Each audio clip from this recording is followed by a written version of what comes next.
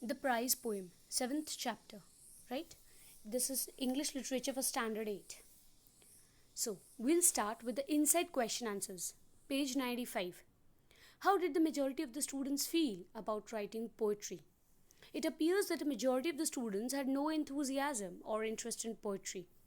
Please pay attention to the spelling of the word enthusiasm. It will be ENTHUSIASM. Clear? Enthu. Now, page 96. What did Reynolds enjoy doing but Smith did not?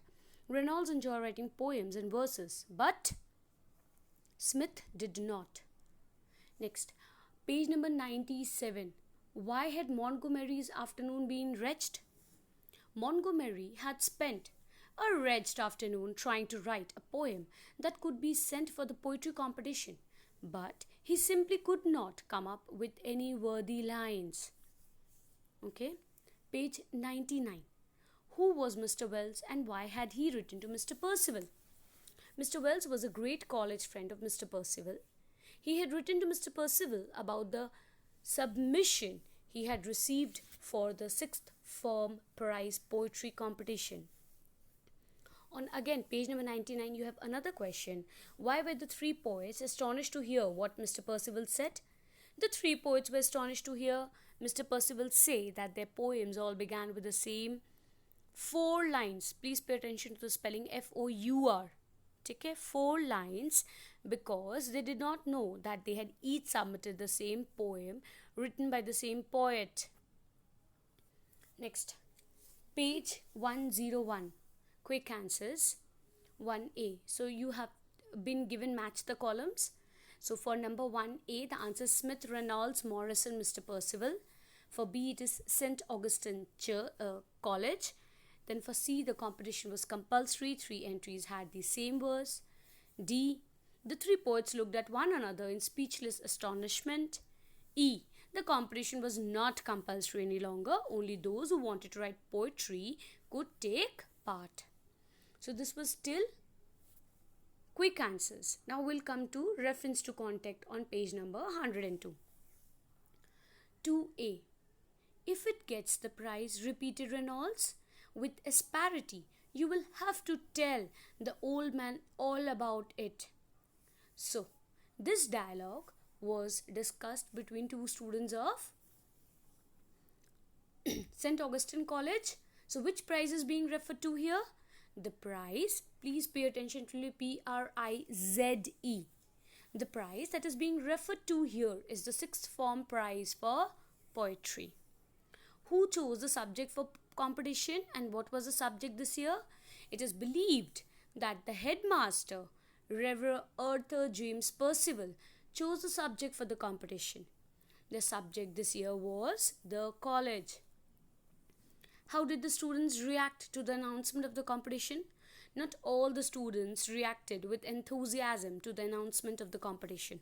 Except for Reynolds, the others such as Smith, Evans, Morrison and Montgomery were thoroughly disinterested and were not looking for means and were only looking for means to get out of having to write a poem when they were not really poets. You understood? Right? Next. Question number 3. Reference to context. Question number 3. This is very extraordinary communication. Exceedingly so? Yes, very. Who is it from? So between whom did this communication take place? Please pay attention. It will be take, T-A-K-E. Who is speaking these lines and who is the speaker addressing? Whom is the speaker addressing? This conversation takes place between Mr. and Mrs. Percival when he was at the breakfast table. Mr. Percival addresses these lines to Mrs. Percival after drawing her attention at the table. Who was the extraordinary communication from? The extraordinary communication was from Mr. Percival, a great college friend of Mr. Percival, to whom he had sent the poetry submissions for the 6th Form Prize. I repeat, the extraordinary communication was from Mr. Well, a great college friend of Mr. Percival, to whom he had sent the poetry submissions for the 6th Form Prize. 3C. Why did the speaker say that the communication was extraordinary? The speaker said that the communication was extraordinary because the three poems had began with the same four lines submitted by three different people, calling the act daring and at the same time fascinating and amusing. Right? So this was all about answer 3. Answer number 4. And did you, Smith, also find this poem on a piece of paper in the field? There was a metallic ring of sarcasm in his voice. 4a. Who was the author of the poem? How had it reached the field? The author of the poem was Renault. A draught of wind had blown away the papers on which he was writing the poems in the infirmary, which is how it had reached the field. 4b. Why was there a metallic ring of sarcasm in the speaker's voice? There was a metallic ring of sarcasm in the headmaster's voice because all the three poems were identical, and he taught that that will be thought, T-H-A-U-G-H-T, thought, T-H-O-U-G-H-T, I'm sorry, T-H-O-U-G-H-T, thought that the three students who had submitted them were lying. He thought they had invented an excuse about having found it in the field. Clear? Next. What reply did the speaker receive from Smith? Smith told the headmaster that he had made Reynolds write the poem for him. Clear? Question 5. It's a long answer. Question 5. How did Smith expect the headmaster to respond to their deception?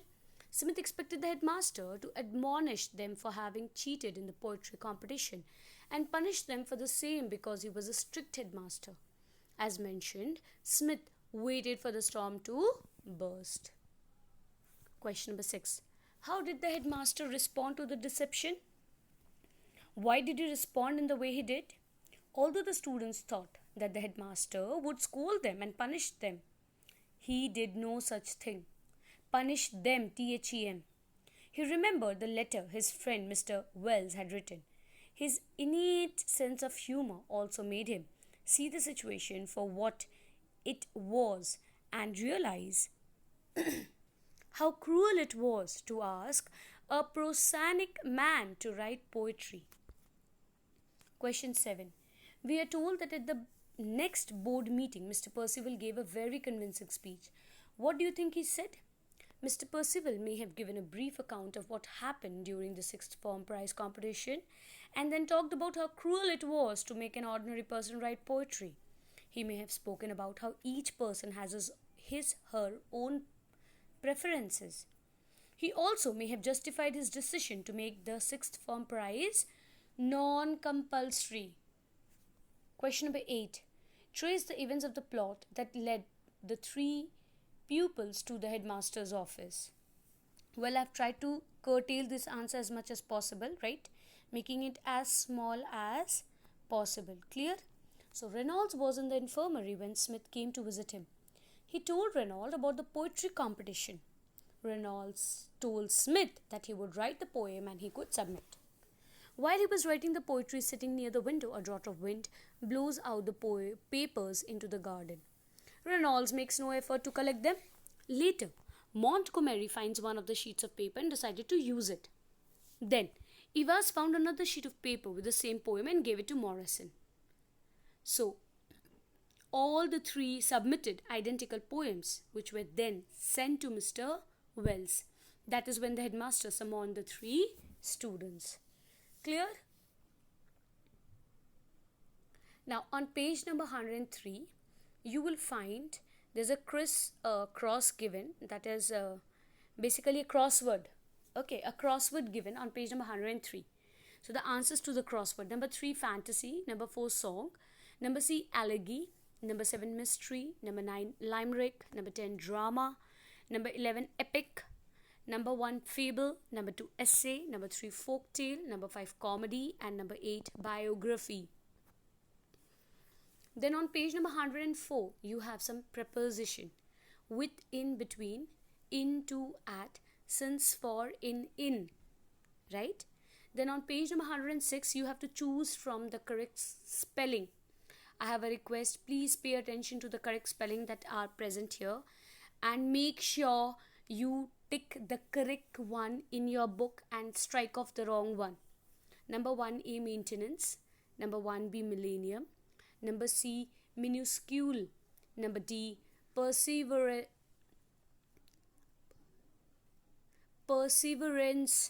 Number E, supersede. Number F, vacuum. Number G, noticeable. Number H, privilege.